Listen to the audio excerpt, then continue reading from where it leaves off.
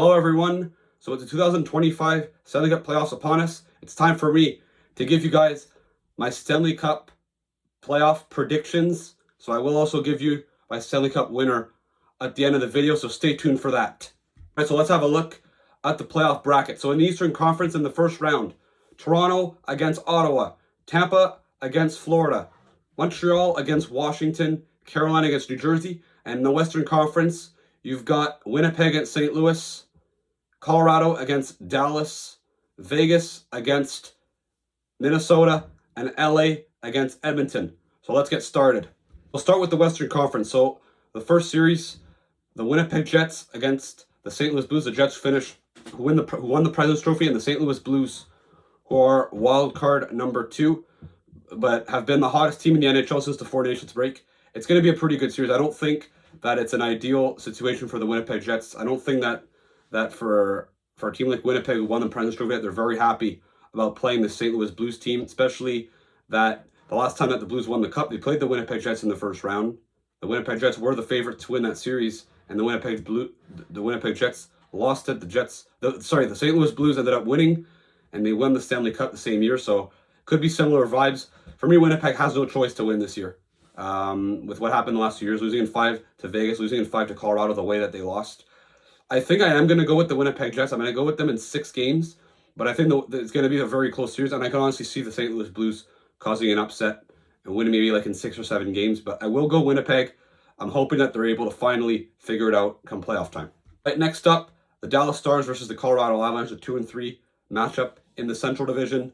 It's going to be a heck of a series, a rematch of last year's second-round series, where the Dallas Stars won in 6 games. Obviously, Mikko Rantanen, who ended up in Dallas after he got traded out of Colorado to Carolina, and then Carolina traded him to Dallas. But I think with the moves that Colorado did at the deadline, bringing in Mackenzie Blackwood, bringing in Brock Nelson, bringing in Charlie Coyle to upgrade their center line. Dallas, obviously, they added Mikko Rantanen, they added Mikael Granlund, so their forward group is stacked. For me, where the big difference is that Miro Heiskanen is most likely going to miss the first round, and with Dallas's lack of depth on defense, with guys like Matt Dumba, Ilya Lyubushkin, Cody Ceci having to go up against Nathan MacKinnon potentially, especially if the games are in Colorado and Colorado has the matchup advantage, I don't think they'll be able to stop those guys, and I think that the Colorado Avalanche are going to find a way to win in 7 games. All right, next up in the Pacific Division, Vegas Golden Knights against the Minnesota Wild. Obviously, the Minnesota Wild are not in the Pacific Division, but they were wild card 1. Vegas was the second top team in the Western Conference. I'm going to go Vegas in 6 games here. Minnesota obviously are one of the best teams in the NHL to start the season, but they've cooled off mainly because of injuries. I don't know. Vegas is a heck of a team. Vegas obviously lost in the first round last year against Dallas. I have a hard time envisioning Vegas losing in the first round back-to-back years, so I got them winning in 6 games over Minnesota, but I think it's going to be a very close series. I think it's going to be a lot of low-scoring games, but I think Vegas knows how to win. Minnesota obviously hasn't won a round since 2015. I don't know. I don't feel like it's Minnesota's year this year, and I think Vegas is going to win. It's going to take care of business, and they're going to win in this series. After that, the Edmonton Oilers against the LA Kings, a rematch for the 4th year in a row, and this time the LA Kings have home ice advantage. And you know what? I think it's going to make a difference. The LA Kings are going to win the series in 5 games. Yeah, 5 games. I think that the Edmonton Oilers have been, they've been pretty bad defensively, especially since the Four Nations break. Their goaltending is a question mark. They don't have Matthias Ekholm, most likely, for this series. Like I said, the LA Kings have been the best team in the NHL at home this year. The one spot where the LA Kings have a weakness compared to the Oilers, obviously, their power play and, just their high-end talent. The Oilers obviously have more superstars, but I think the LA Kings have a much more balanced forward group. I think they have a much better defense core, and personally, I prefer Darcy Kemper over Stuart Skinner. So I think the LA Kings are bound to break this curse and get past the Edmonton Oilers and go to the second round for the first time since 2014, the year that they won the Cup, by the way. Moving on to the Eastern Conference, the Battle of Ontario, Toronto against Ottawa. This is going to be a heck of a series. I think 2 teams that honestly have improved a lot. Their play style, the Senators, who last few years, if they played in this series, I would have given them no chance. They had no really defensive structure, but they've really improved this year defensively, and obviously Linus Ullmark has made a big difference in the crease. With Toronto, they upgraded their defense core big time, bringing guys like Chris Tanev, Oliver Ekman-Larsson, and Brendan Carlo. It's going to be 2 teams it's going to be a heck of a battle, but I got Ottawa winning in 7 games. I think the Senators, for me with Toronto, I just can't predict Toronto win a series until I actually see them happen. Obviously, they won in 2023, but they ended up losing in the second round in 5 games. So in my opinion, that almost doesn't count in some way. I don't know. I feel like the Senators are a type of team that could cause an upset this year. And Toronto obviously has a good enough team, I think, personally, to go to the Stanley Cup final, but it's going to be tough. I think that their path to get there is going to be tough, and it's going to be tough in the first round against this Ottawa Senators team that I think is hungry to make the playoffs for the first time since 2017. It's up the Battle of Florida. Obviously, another rematch. The first 2 times were won by Tampa pretty easy, and then last year, Florida manhandled the Lightning. I'm hoping this time it's going to be a closer series because, I think it's good for the game that these 2 teams, we see a battle. And obviously not, especially down in the South. I'm going to go with the Lightning in 7 games. The Tampa Bay Lightning, I feel, are due to go on a deep run. Obviously, they won the Cup in 2020. They won the Cup in 2021. They went to the final in 2022, but they lost in the first round against Toronto in 2023, and they got destroyed, like I said, last year in the first round against Florida. I feel like they're due. They added Yanni Gourde. They added Oliver Bjorkstrand. I think they have more high-end talent than Florida.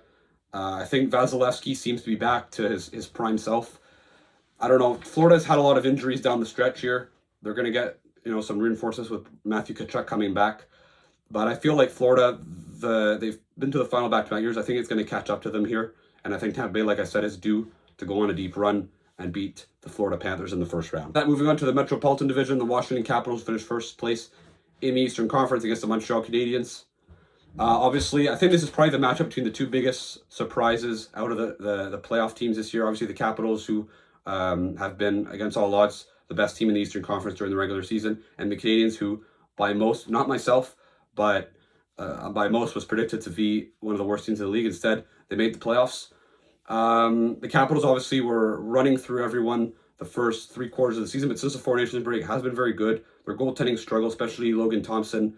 He's currently injured right now. Alexei Protas is currently injured right now. I don't know if those guys are going to come back. Probably the games are on Monday, so they're going to have a few days off to rest up. But the Canes have played pretty well down the stretch. I think the Canes are going to cause an upset here. I say they take it in 6 games. I think that the Bell Center seems to be back to being an intimidating barn, and I think it might make a difference come playoff time. I feel like maybe at the beginning of the series, Washington might be the better team, but I feel like Montreal will gain some experience, and by the end of the series might catch. I think the longer the series goes, I think the better it is for Montreal and the worse it is for Washington. Washington seems like the type of team that is bound for a first round exit. And honestly, if Columbus made the playoffs, I think I would have taken Columbus over Washington as well. Finally, in the East, Carolina against New Jersey. I got Carolina winning in 4. In my opinion, New Jersey is the weakest team in the playoffs, especially now that Jack Hughes, he's been out for a while. They've been pretty bad since like January 1st. I don't know if Dougie Hamilton will be back come playoff time, but he would help a lot. Carolina just is built, they seem to, it's a hardworking team. They've been playing pretty well since Mikko Rantanen has been traded away. I don't know. I think Carolina is gonna take care of business here. They always seem to do when they play against weaker teams. I'm just saying, I feel like there's a sweep that's going to be made. I think it's going to be in this series. I'm just saying. Obviously, it could maybe go in 5 or 6, but I'm pretty confident Carolina's going to take care of business in this series. All right, moving on to the second round. In the Western Conference, I've got the Winnipeg Jets against the Colorado Avalanche, a rematch of last year's first round series where the Colorado Avalanche completely manhandled the Winnipeg Jets. The Jets just couldn't keep up. I don't find the Jets are necessarily more impressive on paper than they were last year. They lost Sean Monahan, they lost Brandon Dillon, they lost Tyler Toffoli, but I still think the Jets are going to rebound a little bit from what happened last year. Nevertheless, though, I still got Colorado winning. They improved their center core. I just think their goaltending has improved. I think Colorado's bound to go on a deep run, and I don't think Winnipeg addressed their holes. They don't really have a true second-line center.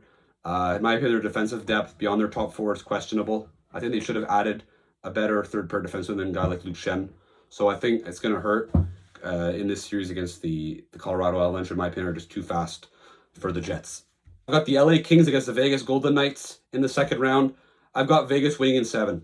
I think the LA Kings getting past the Edmonton Oilers is a huge step in the right direction. But I think Vegas, they have a much better power play than the Kings. I think that they know how to win. Like I said, I think they're due to go on a deep run after what happened last year. I think the fact that they're going to have home ice advantage over the LA Kings, because knowing that the LA Kings are so dominant at home this year, I think also helps. So I got them winning in 7. It's going to be a very close series. It could go either way.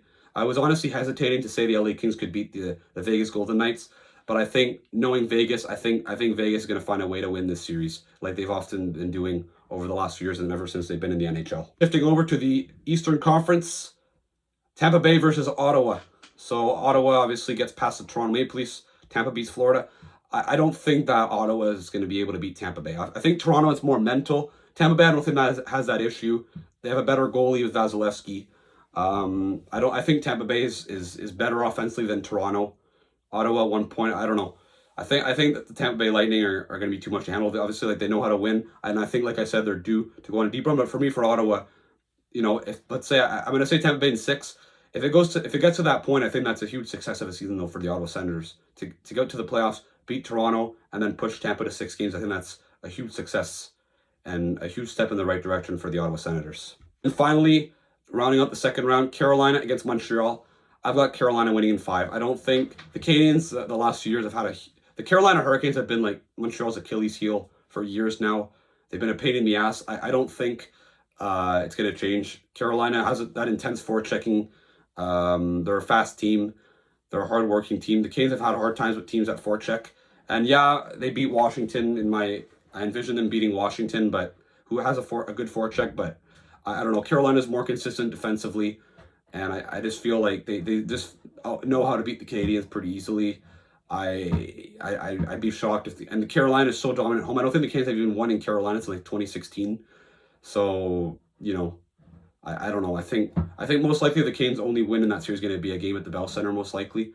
So I've got Carolina in 5, sorry. But just like the Senators, for the Canes to make the playoffs and cause an upset in the first round, like, I think that's a huge success and a big step that they can build off for next season.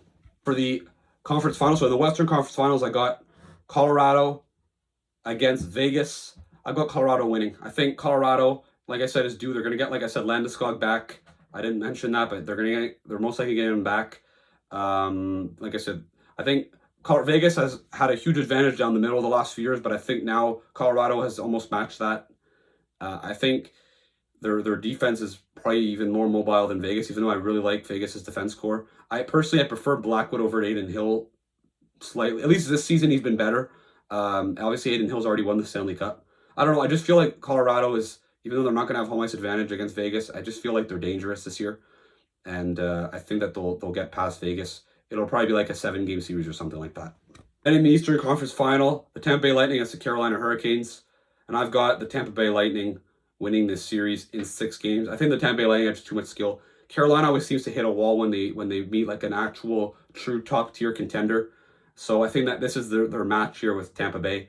And I think that the Lightning, better goaltending, much more talented, better power play. I just think that it's going to be too much for Carolina, who have a good defensive system, but I don't think they'll be able to stop Tampa Bay's top guys, even though they have the best PK in the league. I just think Tampa Bay's too much, and I think they're going to lack scoring by the end. Carolina, like I said, they don't have Marty Necas because they traded the deadline for Mikko Rantanen, and then they traded Mikko Rantanen. So I think and they don't really have a true second-line center either. I just don't think that they have enough to beat this Tampa Bay Lightning team that seems destined to go on a deep run. And I don't think they'd be able to beat Toronto or Florida if those teams got to the Eastern Conference Final either. Sets up a Stanley Cup Finals matchup of Colorado and Tampa Bay, a rematch of the 2022 Stanley Cup Final, which Colorado took in 6 games. And once again, I got the Colorado Avalanche winning the Stanley Cup in 7 games, this time over the Tampa Bay Lightning. I think Colorado, personally, have more depth up forward. I think their defense core is probably still better than Tampa Bay. The one place is Vasilevsky. If Vasilevsky plays phenomenal, Tampa Bay could easily win that series. But in my opinion, Colorado, I've been high on Colorado ever since their trade deadline, and they've been, I haven't really hesitated as putting them as my Stanley Cup pick. I think Colorado is so good right now. I think they've gotten back to that level. Maybe not, their roster's probably not as good as the team that won in 2022, but I think, it's no coincidence that Gabriel Landeskog's last game in the NHL was when they hoisted the Stanley Cup, and 3 years later, he gets a chance to win it again here against the Tampa Bay Lightning. I feel like Colorado is that good, and I feel like they were supposed to be a future dynasty. The last 2 years it hasn't gone their way, but I think now they, at least for this season, they seem to be primed for another Stanley Cup, as McKinnon and Makar are still in their primes and in the middle of their window. Let's head to this video. Let me know in the comments, who do you think is going to win the Stanley Cup in 2025? Who do you think is going to be the finalist? Which teams do you think will cause a surprise, and which teams will disappoint in the 2025 Stanley Cup playoffs? Don't forget to like and subscribe, and I'll see you again for another video.